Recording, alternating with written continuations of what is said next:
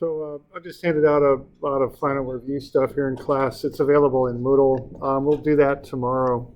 One thing I'll mention in Moodle that's available is there's a statics grade calculator if you're interested. I know people get a little focused on this at this time of year. Keep in mind that the score in Moodle, your overall course score, is meaningless because it doesn't apply the formula that I apply. And I also have some logic routines in my spreadsheet. So that course total that's auto-generated in Moodle does not reflect your grade, okay?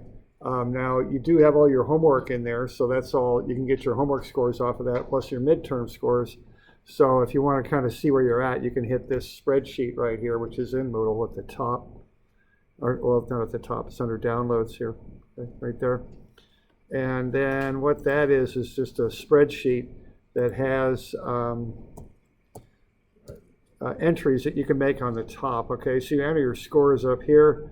Normally people do pretty well on the homework, 90 or above if they're doing everything. So what you can then do is put in your midterm scores and then put in different, let's see, you can put in different final scores and kind of see what the result is. Keep in mind that I run the grades two different ways. Either the tests all count equally, which would be 28.33%, or the midterms count 25 and the final 35, all right? So what you can do is just put in, let's say this person wants to see what they need to do to get an A out of the class. They could just start putting in different final grades here and seeing what the effects are. So certainly a 70 isn't going to do it, but let's say they got an 80. Nope, that won't do it. How about a 90? Not quite, but they're getting there. How about a 92? Okay, so it looks like a 92 would get them to an A. Okay, so if you're, 92. All right, so anyway, that's just kind of an FYI kind of thing if you care to look at that and kind of see about where you're at in the class. You know, I would encourage you to do the work and study for the final regardless of where you think you're at. I mean, you know, just be sure that you finish well in the class, okay? But that's there and it's in Moodle, all right? So just kind of FYI. So you just put your scores in up here, and the spreadsheet down here takes care of the rest. It calculates it both ways. I'll take the higher of the two, is what I'll do. I have a little logic routine in my spreadsheet that'll do that automatically. I can't do that in Moodle, which is one of the main reasons that Moodle won't calculate your score for you. All right. All right, so that's just an FYI. We've got one last thing to cover here, and that is a little bit more on shear and moment. Okay, so why don't we finish up with that? I was mentioning that you can show this shear and moment information in a graphical form, which is very commonly done. And what I'd like to do would be to cover how to do that automatically without having to do all these equations. These equations are a lot of work. You can actually get to a shear and moment diagram much more quickly than by having to use the equations. So let's have a look at what that would involve. What I did for the two that we did yesterday, the two equations, was I plotted up diagrams just so you'd have them there. So on 770 and 780, I've got these diagrams, and they're just plots of the equations. All right.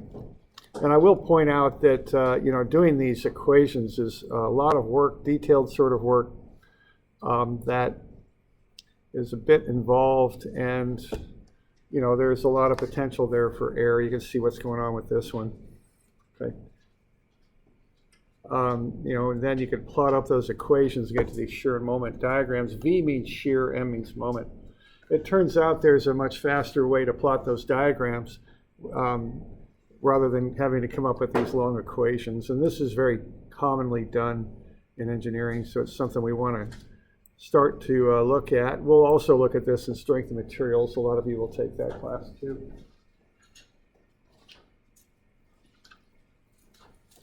All right, so this is on 790.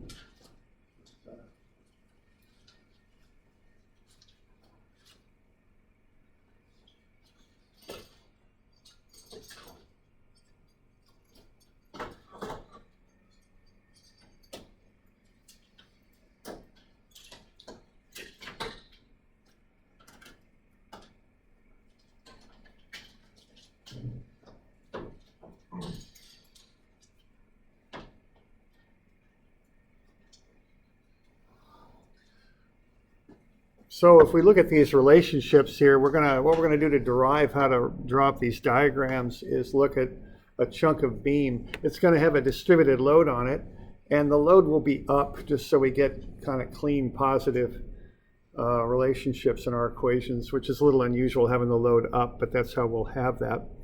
And so what we're going to do is pull a little piece out of a beam, a small little piece, which has a width there of just dx, so just an incremental width. And what we're going to do, we're going to put the shear and moment in their positive sense. So it depends which side of the little piece of that beam we're on. The moment would be counterclockwise. Both sides curling the beam up would be positive. Okay, so what we would have here would be the moment. Then we have this distributed load that we're going to call W. So that's going to give us a little change in moment over here. We also have shear up here, which will be positive. We normally work on this side where shear down is positive. Both of those shears are in their positive sense. So that's V plus dV. All right, and we're going to start over here at x1 to x2, v1 to v2, and m1 to m2, right in there. Okay, so that's just a little piece of beam. And what we're going to do here is a bit of an equilibrium analysis. So for the shear, we're going to do sum of Fy equals 0. So we're going to have, on the left, we're going to have V up, that W, which is a distributed load over the dx span, that'll be up, so that's positive. And then on the left, with the static sign convention, we've got V plus V dV down. And the sum of those is 0.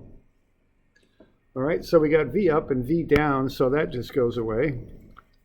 That'll cancel. So what we end up with then is W dx minus dV is 0. So that means the change in shear is equal to W dx, which makes sense. I mean, that's what's making the shear change, is the load that's applied. So we can do two things with that. One, we can just drop it down. We can divide both sides by dx. We'll get W, which is the load, is dV dx. That's one thing we can do with that. That basically says W is the derivative of, or the change in shear with respect to the distance x. The other thing we can do is just pull that on over and integrate it. You know, if two things are equal, if dV is W dx, we can add them up over this little interval here, and the sums would be equal to, that's what we do when we integrate. Okay? We add stuff up. So we're going to integrate dV and get V2 minus V1 over that interval, and that will equal the integral of W dx, which we don't know how W relates to x, so we can't do much with that right off the, immediately. Okay. All right, so we got two mathematical relationships, and we can translate them into English. Okay, so let's go ahead and do that.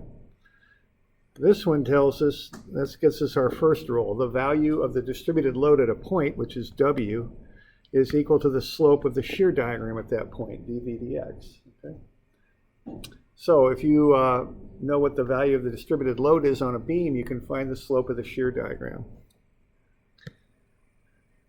This here says that the change in shear between 2 points is equal to the area, which would be the integral, under the load diagram, which is the integral of W dx. Okay. So the change in shear is the area under the load diagram. We also have a third rule, which says that if we apply a force to a beam, we're going to get an immediate change in shear at that point. And it has the same sign, which is kind of a little convoluted, but it does work out nice and clean like this, because if I push down on this beam, it's going to react internally by pushing up to hold equilibrium, which is negative shear. So if I push down, I get an immediate change in the shear diagram in the negative direction with the same magnitude, because that's how the beam reacts to the downward applied force. Okay. All right, so there are my three rules that I can use to write up shear diagrams. So I'm going to start with the the load diagram, and from that use those rules and drop a shear diagram. Okay. And I can do the same thing for moment. It's a little bit more involved equation, but it's the same idea. So I can use this little chunk of the beam, and I can take moments. Okay, and I'll take them about this point over here. I'm going to get M, which is clockwise in the statics convention, so that's negative. And then I'm going to have V, times the moment arm at dx. That's going to come around clockwise, so that's a negative. All right, so I get that. Then I'm going to have w dx times a moment arm of dx over 2, because that's in the middle of that distributed load. So I take that dx over 2, okay, and that'll be negative because it's coming around clockwise. And then counterclockwise, I have m plus dm. All right, so I can cancel some stuff out of here. I got minus m and plus m, so they cancel. And I've got w dx squared over 2, which essentially zeroes out because dx is very, very small. So dx squared is going to be very, very, very, very small. So it kind of goes to 0. Okay, that's the thinking on that. So that zeroes out. So what I'm left with then is just that dm is equal to v dx. So again, I can do two things with that. I can solve it for v and get v as dm dx, or I can integrate it over that interval. The integral of dm is just m2 minus m1, and that equals the integral of v dx. Okay. So we can get some rules from this too. This tells us that the value of shear is the slope of the moment diagram. This tells us that the change in moment between 2 points is equal to the area under the shear diagram. And then once again, I've got a third rule that is based on a concentrated moment, in this case applied. If I apply a concentrated moment, in this case positive, I'll get an immediate reaction in the beam in the opposite direction, though, in this case. So a positive moment applied will get me a negative beam reaction. Okay. So there you go. That's a lot of rules, I know, in a short amount of time. It's probably best learned by just looking at some examples, I think, is really how to do that rather than dwelling on these and the finer points. I think if you just see a few of these, it's a better way to learn it, I think. So I've got a few of them, so let's have a look. Okay. They're on the next page. They're on page 800. And I've got some loading diagrams and then shear and moment diagrams down below. Let's see how we work our way through. And I've done it this way on purpose. I've got load, then I've got the shear diagram, and then I've got the moment diagram, okay? And you kind of work your way down through load to shear, shear to moment. I've got everything lined up so it lines up in the right way so we can see how these effects work their way through the beams, okay? So that's all done purposely. You'll also notice if you look at those rules on the previous page that the rules from going from load to shear are an awful lot like the rules of going from shear to moment. They're very similar type of rules. So we work our way load to shear to moment. All right. So let's start with the simplest one. It's just a simply supported load with a 9 kip load attached now, or applied, I should say. Now, for starters, you might wonder what K means. K is actually an English unit, an imperial unit. The way you say it is kip, and what it means is kilopounds. Okay. So 9K is 9,000 pounds. See, structural engineers deal with very large loads, so they don't like saying 9,000 pounds. They just prefer to say 9 kips. It's just easier to say, easier to work with. So if you just see a K on work in this country, it means a kilopound, which means 1,000 pounds. It's called a kip. All right, here we go. So there's our situation there. So what we're going to do here is we're going to start with a load applied on a beam 8 feet over from the left-hand side. We got another support 12 feet over from the left-hand side. So you could work out the reactions. They would be 3 kips and 6 kips. All right. So what we're going to do here is we're going to start at 0. These diagrams always start at 0. And whenever you see a load applied, that changes the shear diagram immediately by the same amount with the same sign. So this is going to go from 0 up to 3. So 0 plus 3 equals 3.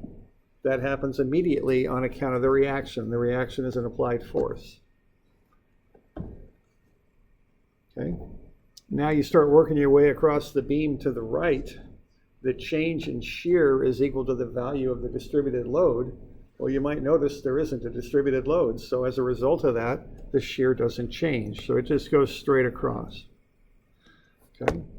Another rule is that the slope of the shear diagram is equal to the value of the distributed load. There is no distributed load, so the slope is 0. Okay, so that's what's going on there. There's no change. And you might remember on some of our examples in class, we had some where the shear was just, instead of being something times x, it was just 3,000 or whatever it was. So you know, there's nothing in there to change the shear, so it just stays constant. That happens until you hit the 9,000. And what the 9,000 does is drop you from 3 down to -6. So that's a drop of 9. So 3 minus 9 is -6.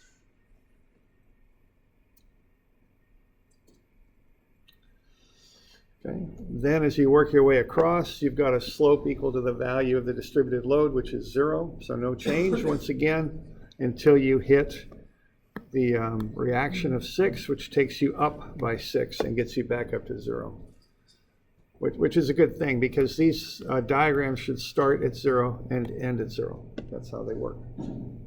Okay. So what I've done there is I've gone from the load diagram to the shear diagram by applying those rules.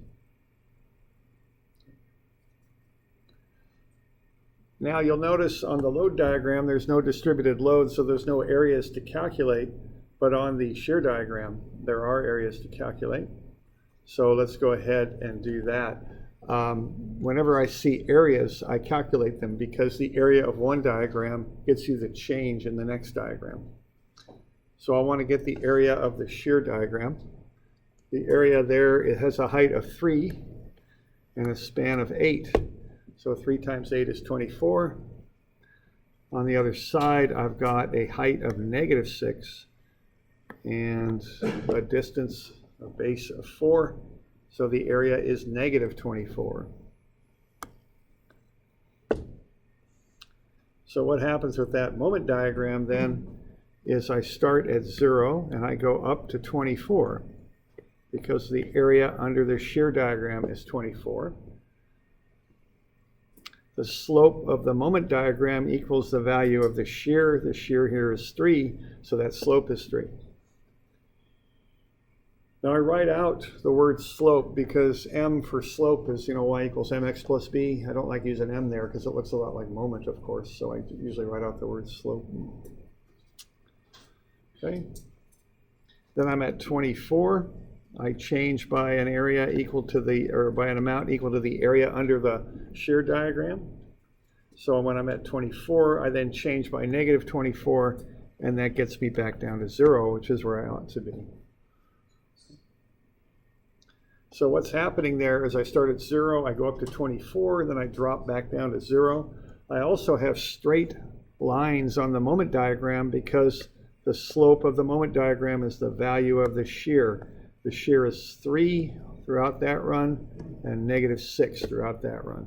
So the slopes are 3 up and -6 down.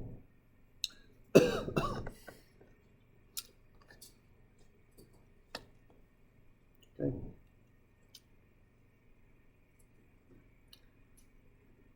All right, so that's how you'd work through that. Pretty quick to do. I mean, it'll take you a little while to get used to this, but once you do, you can really do these quite quickly, much more quickly than you can write up equations. Right? That's my experience. Okay. So, we got any questions on that? Doing all right?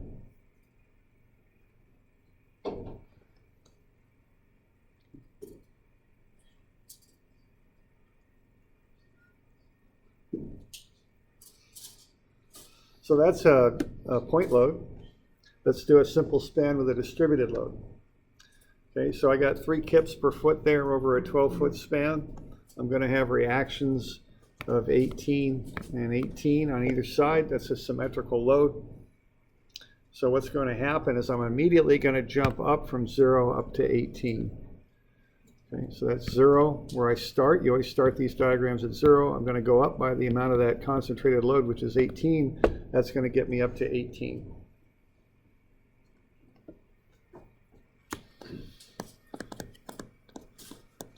Okay, then I've got that area, which is actually going to be -3 kips per foot. I know that area is above the beam, but the arrows point down. That's actually a downward load, so it's -12 feet. So I can get the area there. That's -36 kips. That's what that area is. So when I start at +18, I drop by 36 and I end up at -18. Then I've got that reaction on the right, which takes me back to 0. Okay.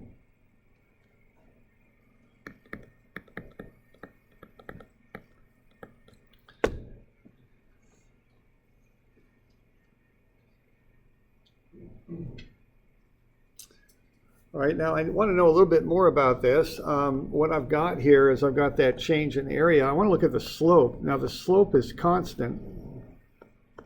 It's equal to -3 throughout its length. So that's going to be a straight line going down. Okay. So I can find where it intersects by taking the height where it started, which is 18, and dividing it by 3. That'll get me that 6 feet right there. Okay. So that zeroes out at 6 feet. I want to know that so I can find the areas under the shear diagram. So that's why I want to know that.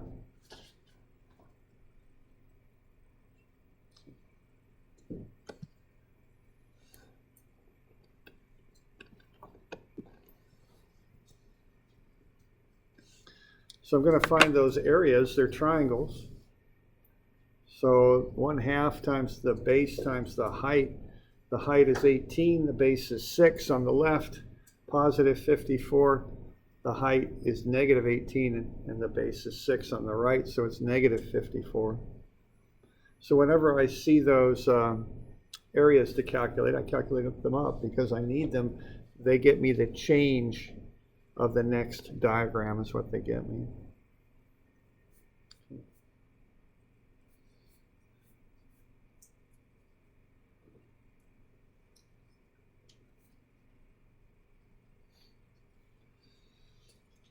So we're doing all right with that?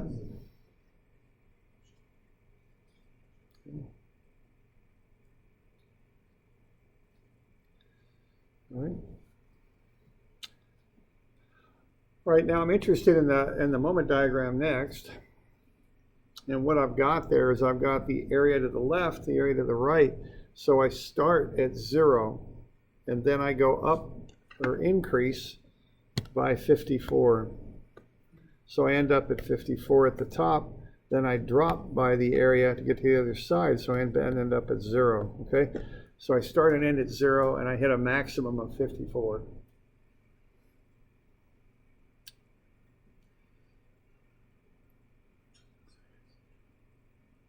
Now I would like to get the shape of that line. See, what's happening now is the slope of the moment diagram is the value of the shear diagram. The value of the shear diagram is changing, which means the slope of the moment diagram is changing, and that means it's curved. So I'd like to get the shape of that. You know, is it concave up or concave down, or what is it? So to do that, I just look at the slopes. Okay, and what's happening here is I start with a slope of 18 positive. That's because the shear has a value of 18. Then I get to a slope of 0, which is where it is flat. That's the maximum amount. Okay, so a slope of 0 at the maxima, and then I come back down with a slope of -18, equaling the value of the shear. Okay? So what I get there is concave down on account of that.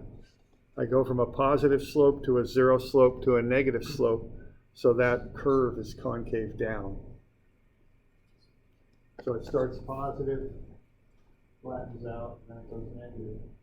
So that gets me that concave down shape.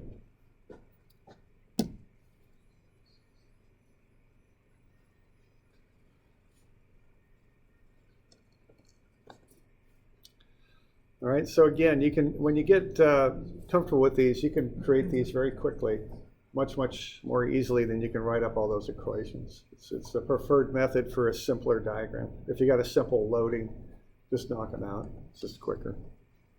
Okay? The other advantage of these is that there's a visual aspect to them too. You can kind of see what's happening. Numbers don't get you that sense of things, but when you look at graphs, people generally can interpret those pretty quickly and get a good feel for what's happening there. So I can see that the shear is maximum at the supports, which is you would expect, but the moment maximizes in the middle. The moment is 0 on the supports and maximum in the middle. The shear is the other way around. The shear is maximum at the supports and 0 in the middle. So if I'm designing things, I can use that information to help me do it, okay? And moment often governs when you're designing beams. So I've seen examples here where with beam design, if moment is really the main design factor you're looking at, where you can cheat a little bit at the supports and cut them back a little bit. Okay, here's one example. That's a trailer there. You can think of those wheels as being where the supports are. Now that's kind of hard to see, you know, obviously getting that scale and really getting the visual on that's a little bit tough, but let's see here. What they do with these, if you ever can look at one of these, you'll see it. They pick these things up at the wheel wells, so the trailer is in a shape kind of like that. They do that so they can get the wheels underneath it, okay? And they can get away with that. You know, you get this kind of shape here. They can get away with that when they look at that moment diagram. See, it's 0 at the wheels where the supports are. You really need the strength for moment in the middle. So that's how they can build those like that. I'm sure they ran the loads on it to be sure, but they can cheat a little bit at the wheel wells. And that has the advantage of keeping the load nice and low where you want it to be. Okay. So there's an example. I've also, over in the North Santiam Hall, when they were building that, we went and had a look. For the second floor, they've got trusses underneath the second floor like that. You know, they've got supports right here holding them up. I guess they're kind of more hanging trusses. And, you know, you look at that, hey, wait, you know, what are they doing over here? Why do they have such a thin section on their truss? And the reason is there isn't much moment there, okay, at the supports. So they can get away with this, okay? And it's still a safe design. It'll support the load, but they can go thinner here and here if they're designing for moment because of that shape on a distributed load. Okay? So that's kind of an advantage of these diagrams. You can see them, you know, which is a big deal when you're designing things. Okay. So we doing all right with that? Okay. All right.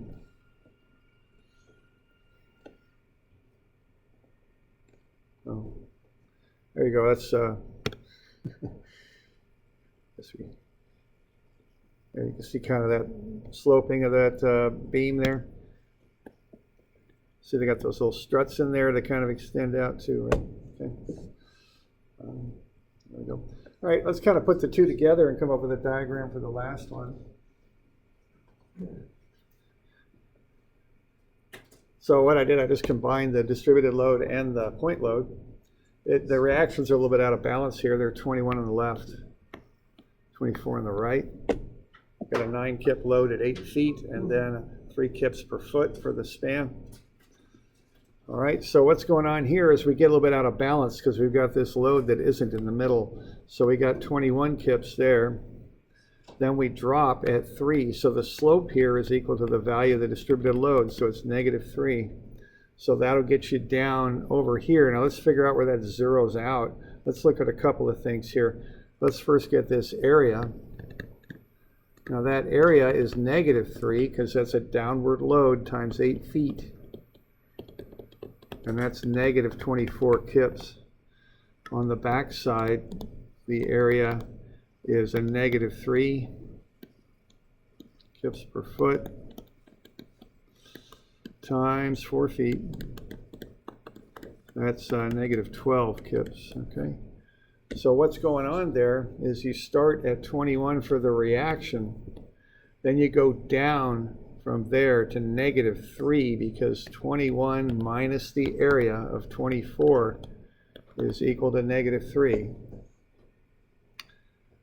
Then you've got the 9 kip load there, so you drop -3, you drop by 9 more, you get to -12. then you're at negative 12, and you drop 12 more, and you end up at negative 24. That's what's going on there. Okay. So we've kind of taken that nice symmetrical diagram from the previous one, and we're shifting it a little bit, okay, because of the unbalanced reactions. It kind of makes that resulting shear diagram asymmetrical. And then we've got that load. Okay. All right.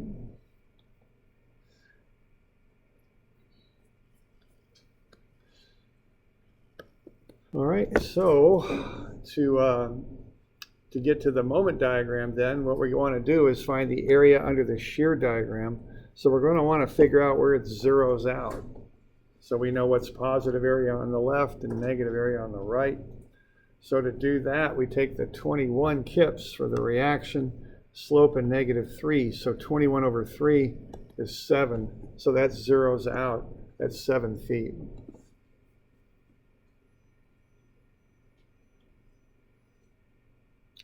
Okay, so that's where that zeroes out. So we got a triangle on the left, and then we got a little bit of a triangle on the right that goes for 1 foot, drops by 3 because of the slope up there. And then we get that 9 that pushes us down. So what we end up with there is a little triangle and then a trapezoid. So that's what we end up with there. So we got some areas to calculate. The area of the triangle, 1/2 times 21 times 7 is 73.5. That's the one on the left. The base is 7. The height is 21 there on the left. We got the little triangle there that's just a foot wide. 1/2 times negative 3 times 1 is negative 1.5. And then we've got a trapezoid. There's different ways to calculate the areas of trapezoids for that trapezoidal load on the right. What I like to do is kind of look at it this way. I can take a little triangle on the left, cut it off, flip it over, and stick it down in the open space on the right, and I can build a rectangle out of that trapezoid. The height of the rectangle will be the average height of the trapezoid, so h1 plus h2 over 2 times the base. And so I look at finding the area of a trapezoid. Okay, so it's the average height times the base. So the average height is minus 12 minus 24 over 2 times, and then the base is 4. So that's negative 24 on that side. And no, it isn't. It's 18 times 4. That ought to be negative 72, I think. There we go. That'll be better.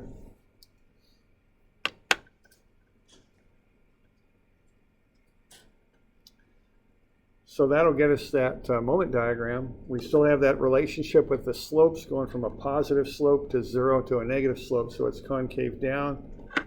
But then we want to use the areas to get the change in moment. So 0 up to 73.5, drop by 1.5 down to 72 for that next little triangular area there, and then drop by 72 back down to 0. Okay. So there's the moment diagram.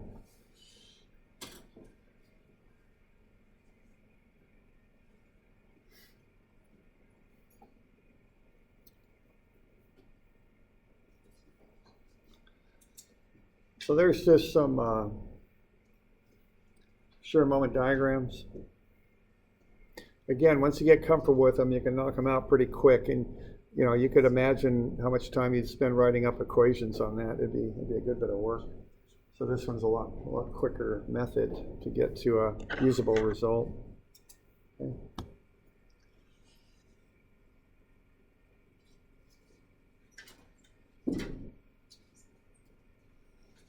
Okay. All right. You're probably saying, wow, that was so much fun. I wish I could do one of those. Well, you can. It's on page 810. So let's have a look. We got a couple minutes. So let's apply these rules, okay, and see what we can do.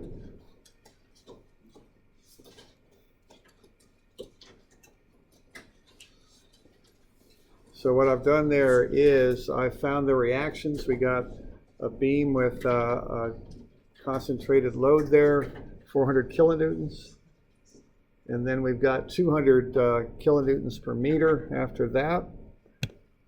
So I went ahead and put the shapes in down below. Why don't you find the values on that shear diagram there?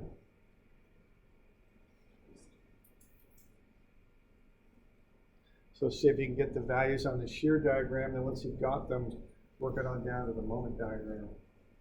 So the general rules are a concentrated load causes an immediate change in the shear diagram by an equal amount, and the area on the load diagram gets you the change in the shear diagram.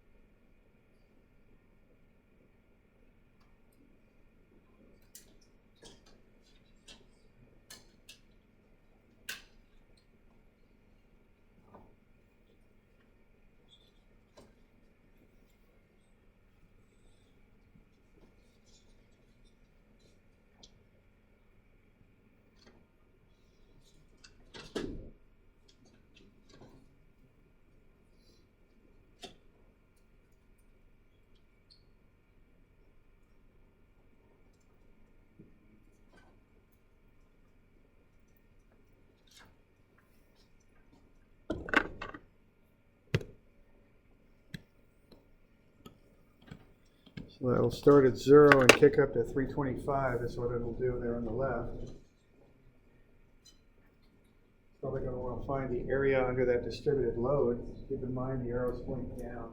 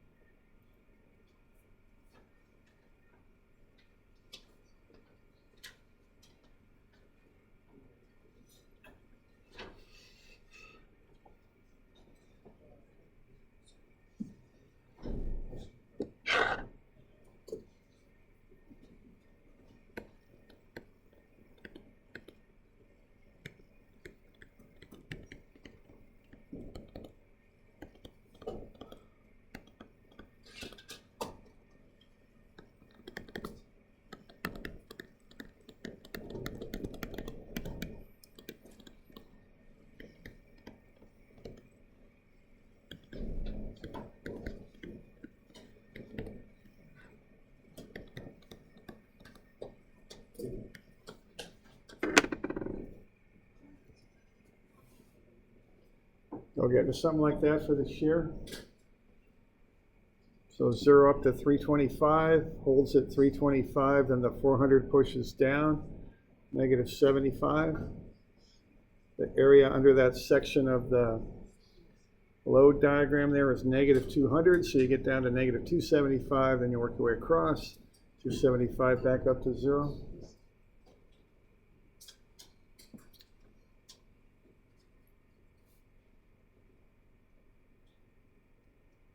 Doing all right with that?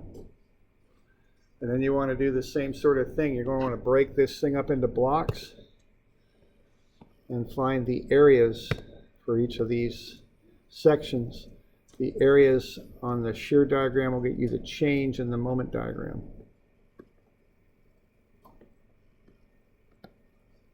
You just want to break it up like that and find those areas.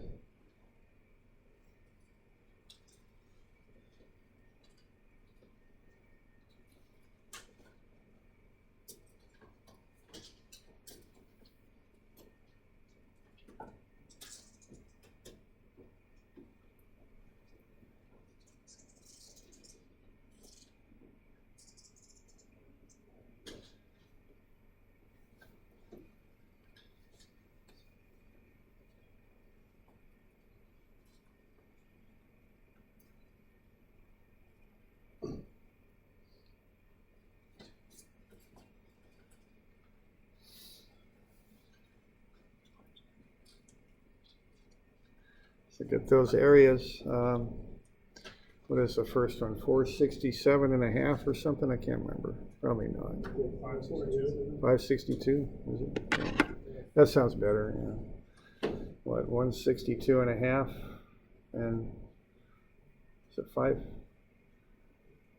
5, 8, no, 4? 47? Yeah, 47.5. So you want to get those areas.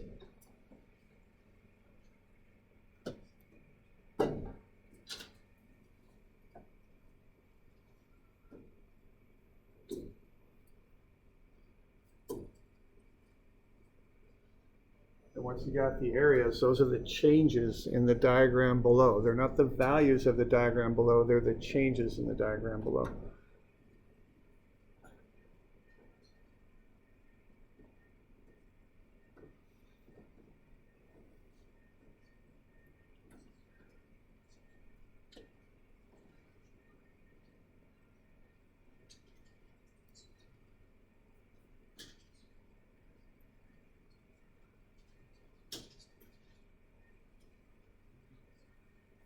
Okay.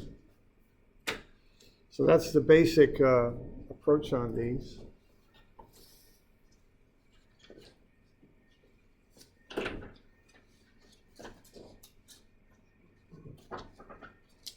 Let's see.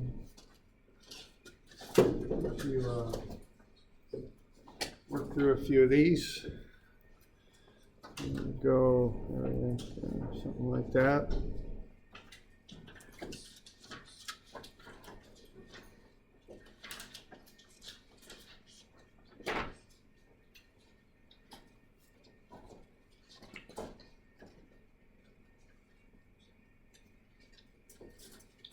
So how about doing 401, 2, and 3? Those are just some diagrams to do. We'll go over these tomorrow. I think I have the solutions posted in Moodle too, if I'm not mistaken. So those will be due Tuesday of next week, just to finish this stuff up. 3:10, 12:10. Now remember, we have our final Tuesday.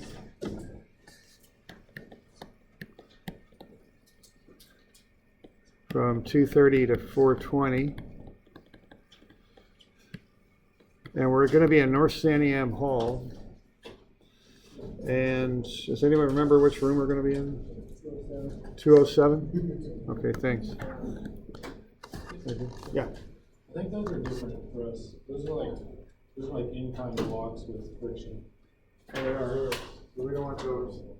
Really? Well, that's no good. I guess I do have the I have the older version. So are they 391 What is the diagram? 391 to 3. I'm looking for like these ones. These ones? Well, they should be on graph paper. Looking for the ones that are on graph. Yeah, 91. 90. Is that the same for everybody? 391. Mine's on 401. Yeah, sorry. That's fine, I appreciate it.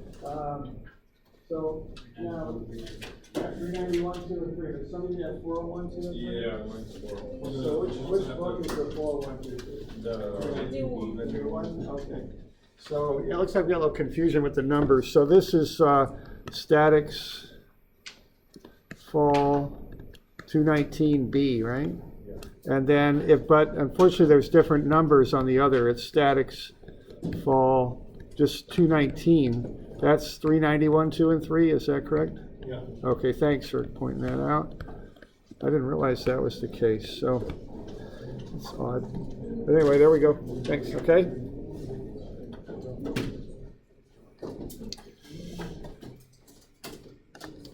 All right, so I'll see you all tomorrow. Now, bring that stuff that I handed out to you, too, because we'll go over that, okay, tomorrow.